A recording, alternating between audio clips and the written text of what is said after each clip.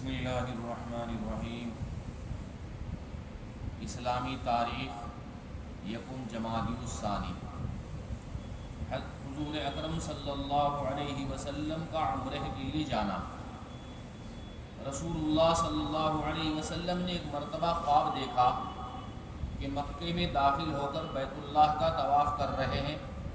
یہ خواب سنتے ہی صحابہ کرام رضوان اللہ تعالی علیہم اجمعین بیت اللہ کی زیارت اور عمرہ کی ادائیگی کے شوق میں بے چین ہو گئے۔ چنانچہ ماہ ذی قعدہ 6 ہجری میں رسول اللہ صلی اللہ علیہ وسلم 1400 صحابہ کرام رضوان اللہ تعالی علیہم اجمعین کے ساتھ عمرہ کرنے کے لیے روانہ ہوئے اور حدیبیہ پہنچ کر قیام فرمایا۔ حدیبیہ جہاں پر لوگ بڑا عمرہ کہتے ہیں، اس کو جعرانہ بھی کہتے ہیں، حضور اکرم صلی اللہ علیہ وسلم وہاں پر پہنچ گئے ہیں۔ اسی جگہ سے حدود حرم شروع ہوتی ہے مدینہ منورہ سے آنے والوں کے لیے۔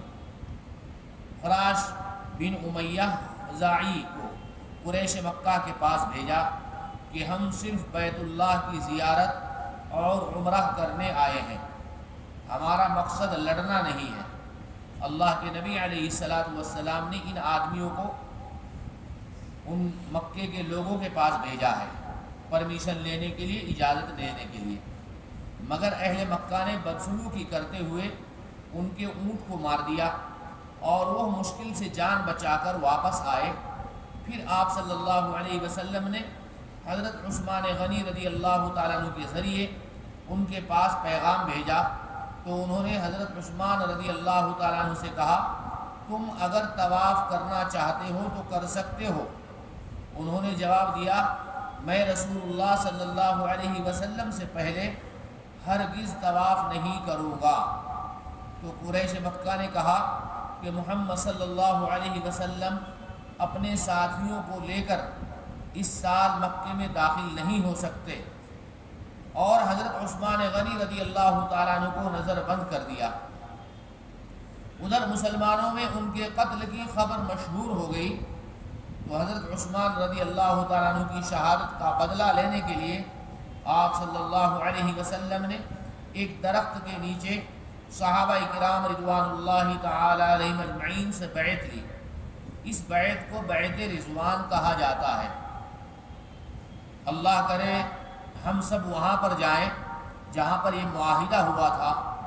اللہ کے نبی علیہ السلام اس درخت کے نیچے بیٹھے ہیں، وہاں پر آج بھی وہ کنواں موجود ہے، اس کو بیعت رضوان کہتے ہیں، اور قرآن کریم نے اسی کو اپنا نقشہ کھینچ کر بتلایا، لقد رضی اللہ عن المؤمنین اذ یبایعونک تحت الشجرہ، اس درخت کا نام لیا ہے۔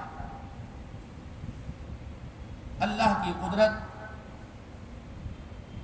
یہ جانور بلی سے چھوٹا کچھ بڑا ہوتا ہے، پانی اور خشکی دونوں میں زندگی گزارتا ہے، منہ بطخ جیسا، دم اور پیر مگر مچھ کی جیسی، اس کے جسم پر قیمتی اون ہوتی ہے، اس کے پچھلے پیر میں زہر ہوتا ہے جس کے استعمال سے وہ شکار اور دیگر جانوروں سے اپنی حفاظت کرتا ہے۔ اللہ کی قدرت دیکھیے، یہ جانور انڈے دیتا ہے مگر بچے نکلنے پر ان کو دودھ پلاتا ہے، جبکہ انڈے دینے والا کوئی بھی پرندہ اپنے بچے کو دودھ نہیں پلاتا۔ غرض اس جانور میں پرندوں کی طرح انڈے دینے اور جانوروں کی طرح دودھ پلانے کی صلاحیت کس نے دی؟ یقیناً اللہ نے دی۔ اس جانور کا نام ہے پلیٹی۔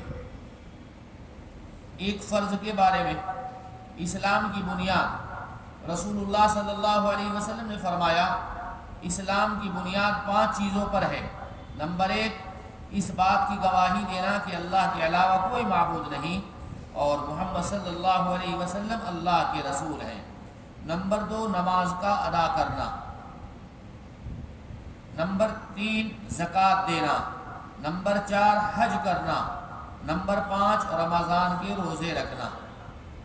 ایک سنت کے بارے میں، جمعہ کے روز نماز فجر کی مسنون قرات، رسول اللہ صلی اللہ علیہ وسلم جمعہ کے دن فجر کی نماز میں سورہ سجدہ اور سورہ طہر پڑھا کرتے تھے۔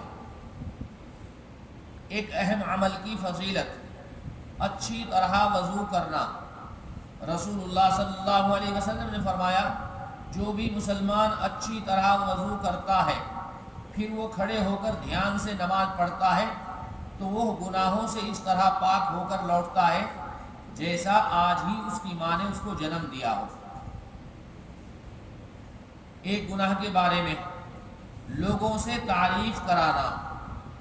رسول اللہ صلی اللہ علیہ وسلم نے فرمایا جو اللہ کی نافرمانی کر کے لوگوں سے اپنی تعریف کرانا چاہتا ہے تو اس کی تعریف کرنے والے اس کی برائی کرنے لگیں گے۔ دنیا کے بارے میں دنیا اللہ کو کتنی ناپسند ہے۔ رسول اللہ صلی اللہ علیہ وسلم نے فرمایا اللہ تعالیٰ نے کوئی چیز ایسی پیدا نہیں فرمائی جو اس کو بہت ہی ناپسند ہو سوائے دنیا کے کہ جب سے اس کو بنایا ہے آج تک اس کی طرف نہیں دیکھا۔ آخرت کے بارے میں قیامت کے دن بدلہ قبول نہ ہوگا۔ قرآن میں اللہ تعالیٰ فرماتے ہیں جن لوگوں نے کفر کیا اور کفر ہی کی حالت میں مر گئے تو ایسے شخص سے پوری زمین بھر کر بھی سونا قبول نہیں کیا جائے گا اگرچہ وہ سونے کی اتنی مقدار عذاب کے بدل میں لا کر حاضر کر دے۔ ایسے لوگوں کے لیے دردناک عذاب ہوگا اور کوئی ان کا یار و مددگار نہیں ہوگا۔ طب نبوی سے علاج زمزم میں شفا ہے۔ حضرت ابن عباس رضی اللہ تعالی عنہ نے فرمایا زمزم کے بارے میں یہ ایک مکمل خوراک بھی ہے اور بیماریوں کے لیے شفا بخش بھی ہے۔ اللہ تعالی ہم سب کو زمزم پینا میسر فرمائے۔ سبحان اللہ بحمدہ سبحانک اللہم وبحمدک ونشہد ان لا الہ الا انت نستغفرک ونتوب الیک۔